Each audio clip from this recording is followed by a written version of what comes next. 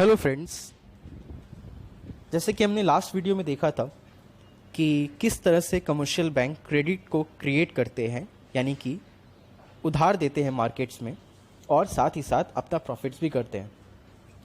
इस वीडियो में हम लोग एक नया टॉपिक सीखने वाले हैं जिसका नाम है credit control by central bank. इस टॉपिक को चुनने का सबसे बड़ा रीज़न ये है कि बच्चों को हमेशा इसके पॉइंट्स को लेकर बहुत ही कन्फ्यूज़न होता है। कुछ नाम ऐसे हैं जिसे बच्चे प्रोनाउंस तक नहीं कर पाते ठीक से, तो उसके बारे में समझना दूर की बात है। और साथ ही साथ एग्जाम्स में भर भर के ये क्वेश्चन हमेशा पूछा जाता है, हर ईयर में पूछा जाता है, घुमा फिरा के, कभी 2 मार्क्स के लिए, कभी 5 मार्क्स के लिए, तो कभी 10 मार्क्स के लिए। तो इस टॉपिक को बहुत ही सरल बनाकर, ईजी बनाकर आप लोग के सामने प्रस्तुत करने की इजाज़त चाहता हूँ। शुरू करता हूँ। सेंट्रल बैंक, जो कि हमारे इंडिया में रिजर्व बैंक ऑफ इंडिया है। हर बैंक के सेंट्रल बैंक होते हैं जिसे हम लोग फादर ऑफ ऑल बैंक्स कहते हैं, यानी कि हेड ऑफ ऑल बैंक्स। तो इसे हम लोग controller of money supply and credit भी कहते हैं। लास्ट वीडियो में हमने ये पढ़ा था कि किस तरह से कमर्शियल बैंक्स क्रेडिट को क्रिएट करता है, यानी कि उधार को बनाता है, उधार देता है। लेकिन उसके इस काम को करने के बाद सेंट्रल बैंक यानी रिजर्व बैंक ऑफ इंडिया का ये काम होता है कि वो उसको रेगुलेट करे।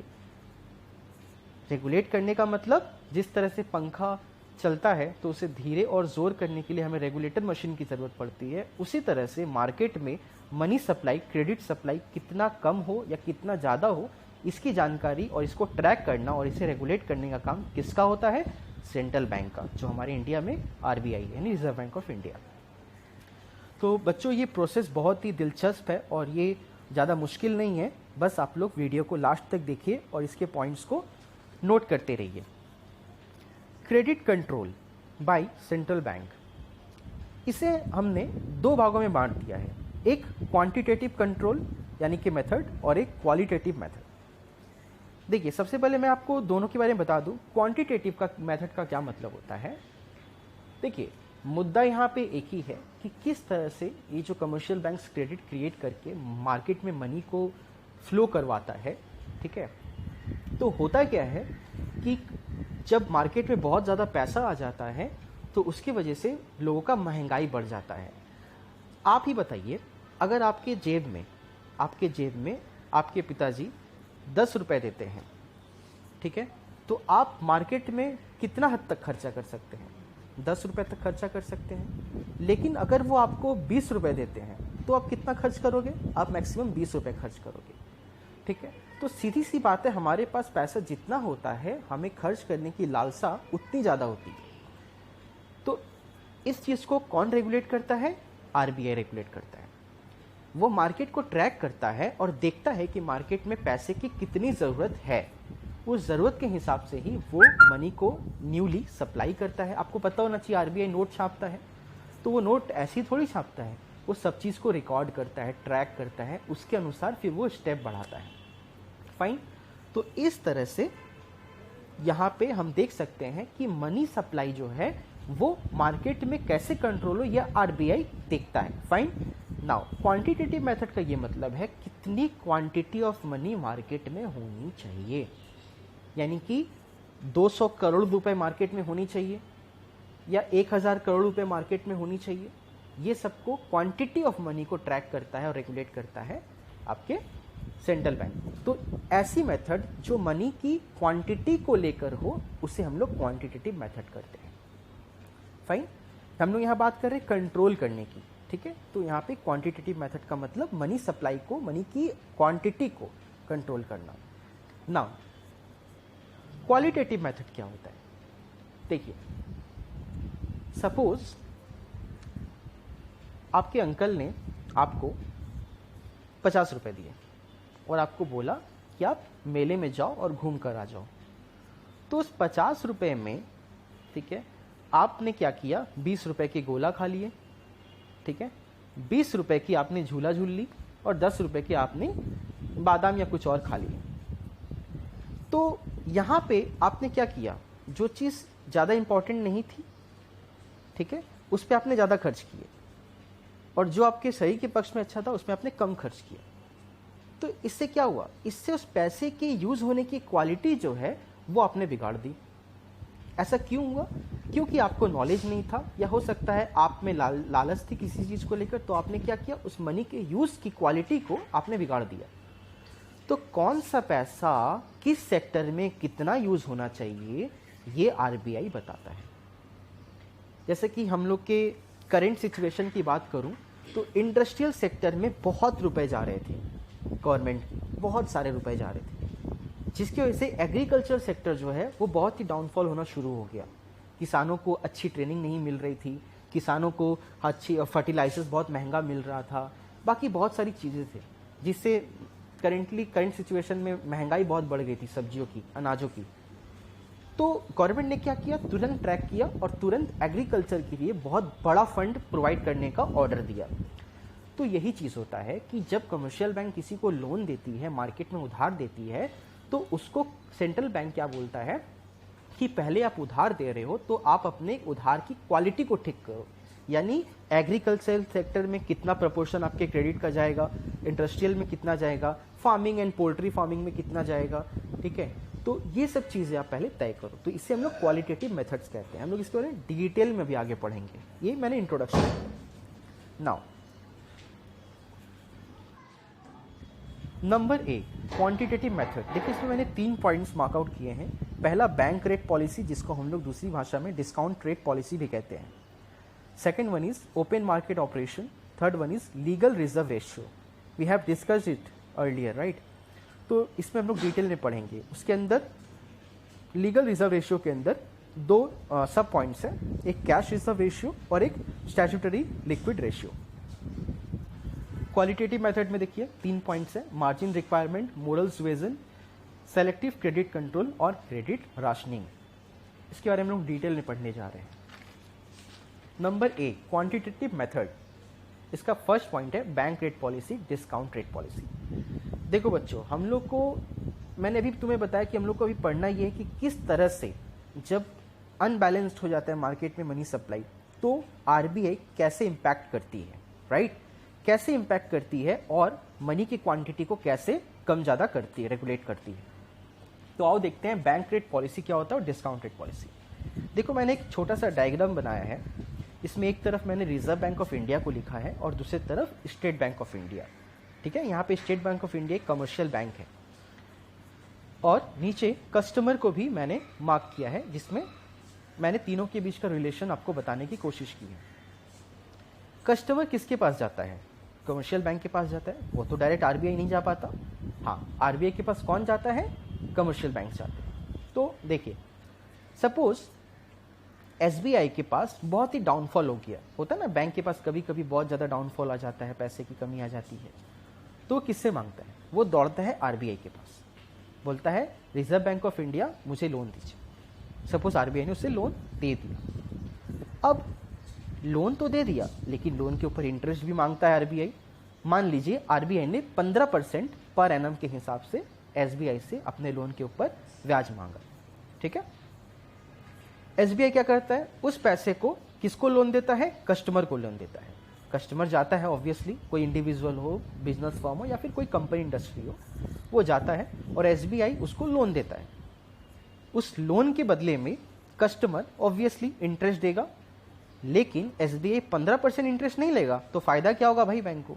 वो 20% इंटरेस्ट मांगता है कस्टमर से, जो कि 20 के 5% वो अपना प्रॉफिट रखेगा, मार्जिन रखेगा। तो कस्टमर ने इंटरेस्ट दे दिया 20% का, ठीक है। देखिए, तो यहां पे होता क्या है, when RBI thinks to withdraw money from market और stops the outgoing money from bank to market, then RBI increases the rate of interest on loan given to commercial banks from 15% to 18%, so that commercial banks will also increase the rate of interest given to its customer. Hence, the customer won't take loans from bank and money supply to market can be balanced properly. इसका मतलब बच्चों कि RBI जब loan दिए थे SBI को, तो 15% का ब्याज मांगा था और एसबीआई ने कस्टमर को 5% का मार्जिन रख के 20% का ब्याज मांगा। मान लीजिए आरबीआई को ऐसा लगता है कि मार्केट में मनी बहुत दौड़ रहा है, बहुत ज़्यादा लोगों के पास पैसा है, लोग खुलेआम खर्च कर रहे हैं, महंगाई बढ़ते जा रही है, इन्फ्लेशन बढ़ता जा रहा है, इकोनॉमी बर्बाद होती जा रही है। उस समय रेगुलेट करने के लिए वो क्या करेगा, मनी को रोक देगा, बैंकों से रोक देगा कि वो मार्केट में न जा सके। तो उसके रोकने के लिए क्या किया जा सकता है, आरबीआई चालाकी करके जो लोन एसबीआई को देता था उसके इंटरेस्ट में वो बढ़ोतरी कर देगा। 15% से मान लो कर दिया 18%। एसबीआई को कितना रखना है, कम से कम कुछ मार्जिन तो रखना है। उस समय मान लो उसको 5% रखना था, तो 15 की जगह वो 20 मांगता था कस्टमर से।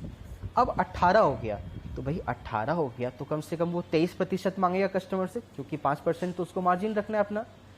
तो जब 20% से 3% बढ़ जाता है, तो जहाँ 1000 लोग लोन लेते थे, हो सकता है उसमें 500 लोग ऐसे ही कम हो जाए, क्योंकि भाई सीधी सी बात है, आज हमसे कोई ज़्यादा इंटरेस्ट लेगा तो हम सोचने पे मजबूर हो जाएंगे कि हम उस जगह से लोन लें या ना लें। तो इस तरह से जो पैसा होता है वो ज़्यादा मार्केट में जाने से पहले ही रुक जाता है और मनी सप्लाई को कंट्रोल कर लिया जाता है।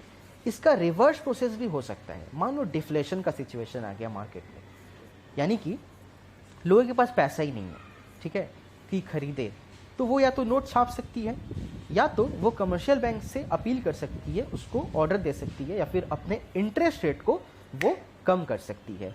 15% से वो उसको क्या कर देगी, वो 15% से मान लो उसको कर दी 12%। तो एसबीआई को तो भाई 5% चाहिए, तो 12 + 5 क्या 17% कस्टमर को ऑफर करेगा। तो कस्टमर जो पहले 20% में 1000 लोग लेते थे, अब 17% में वो 1500 लोग लेंगे। तो अल्टीमेटली मार्केट में पैसे की सप्लाई बढ़ जाती है। इस तरह से वो रेगुलेट करता है। Second, open market operation. नाम सुन के ही आपको लग रहा होगा ओपनली मार्केट में ऑपरेट करना, ठीक है। देखिए, Reserve Bank of India has right to buy और sell government bonds and securities from और टू मार्केट। यानी कि आरबीआई को पूरा अधिकार मिला है, क्योंकि वो गवर्नमेंट का रिप्रेजेंटेटिव है, तो उसे पूरा अधिकार मिला है कि वो किसी भी गवर्नमेंट शेयर्स या बॉन्ड्स को आराम से खुले मार्केट में, स्टॉक मार्केट में बेच सकता है, ठीक है। और आप लोग को पता है कि शेयर और बॉन्ड्स थोड़े से रिस्की होते हैं, लोग लॉटरी की तरह ट्रीट करते हैं कि ये डूब भी सकता है, नहीं भी डूब सकता है। बट जहाँ बात गवर्नमेंट कंपनी की आ जाए, वहाँ पे पता है सबको कि ये डूबने वाला नहीं है, तो लोग हड़ल्ले से खरीदना स्टार्ट करते हैं। खैर देखिए, तो पहला situation, when RBI feels to withdraw money from the market, it sells government bonds and securities to public and large sum of money is transferred from market to RBI. यानी कि जब रिजर्व बैंक ऑफ इंडिया को ये feel होता है कि लोगों के पास खूब पैसा, खूब खर्च हो रहा है, ठीक है, तो उस वक्त आरबीआई क्या करता है, गवर्नमेंट बॉन्ड्स एंड सिक्योरिटीज को मार्केट में ओपनली ऑफर करता है पब्लिक को, थोड़ा कम रेट में। तो मार्केट में क्या होता है, लोग बहुत ही खुश हो जाते हैं और धड़ल्ले से उससे खरीदना स्टार्ट करते हैं, जिससे लोगों के पॉकेट से पैसा कमर्शियल बैंक तक पहुंच जाता है और फिर वो आरबीआई तक पहुंच जाता है। इसका रिवर्स प्रोसेस भी हो सकता है। अगर मान लो पैसे ही नहीं है, तो आरबीआई क्या करता है, वो गवर्नमेंट बॉन्ड को जो है वो क्या करता है, बायबैक करना स्टार्ट करता है, और अच्छा अमाउंट में, अच्छा रुपया में वो लोगों को वापस उसके पैसे लौटा देता है, जिससे क्या होता है, मनी सप्लाई कंट्रोल रहती है। Third, legal reserve ratio. बच्चों, इसके बारे में हम लोग कमर्शियल बैंक के क्रेडिट क्रिएशन टॉपिक में भी पढ़े थे, लेकिन आप लोग को डिटेल नॉलेज नहीं दिया क्योंकि ज़रूरत नहीं थी। अब इसकी नॉलेज की ज़रूरत है, तो आइए देखते हैं। Legal reserve ratio, when commercial bank received any deposit from public, it has to maintain a certain proportion of that deposit separately. This is not allowed to provide as loan. बच्चों, ये हम लोग पढ़ चुके हैं कि कमर्शियल बैंक जब कोई भी डिपॉजिट लेती है, मान लीजिए 100 रुपये डिपॉजिट ली और आरबीआई बोल दी कि लीगल रिजर्व रेशियो आपको 20% रखना है, तो फिर वो 80 रुपये ही वो लोन दे सकती है। वो बाकी के जो नहीं दे पाएगी, वो बाकी के जो 20 रुपये हैं।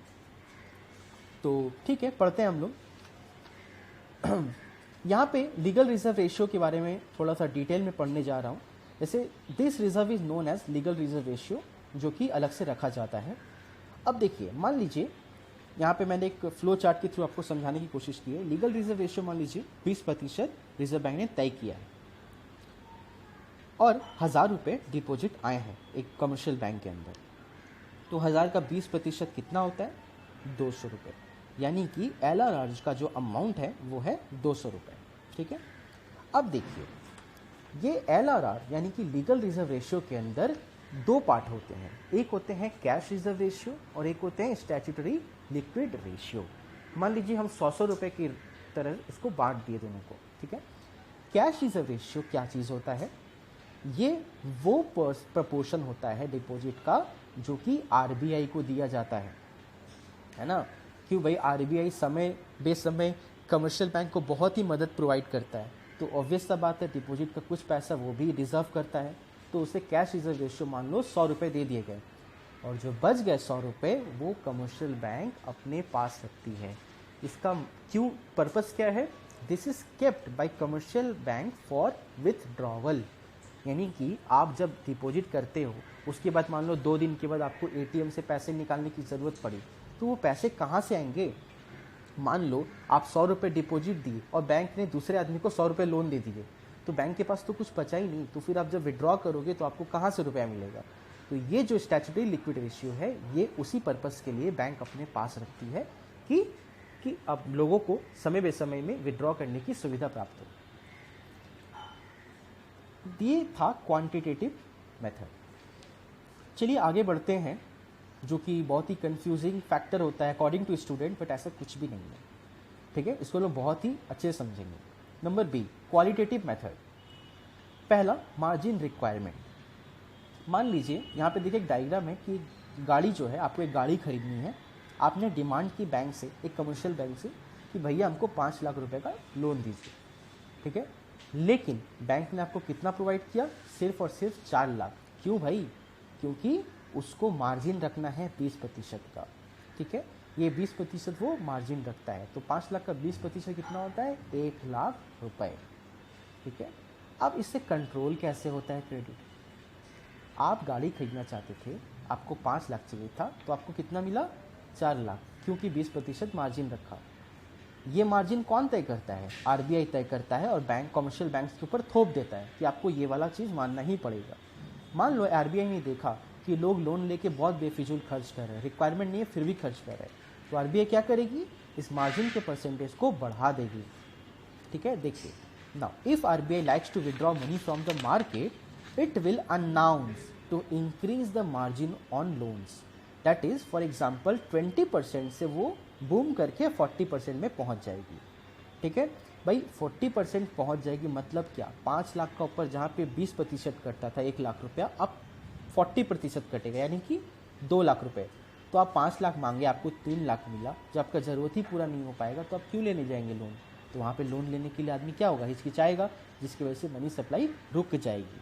रिवर्स होता है, if RBI likes to increase flow of money into market, it announces to decrease the margin, that is for example 20% to downfall to 10%। यानी जब आरबीआई को लगा कि मार्केट में जो है वो मतलब रुपया बहुत कम है, लोगों को सच में ज़रूरत पड़ रही है, तो उस समय क्या करेगा? वो मार्जिन जो है वो कम कर देगा, जिससे लोग खुश हो जाएंगे।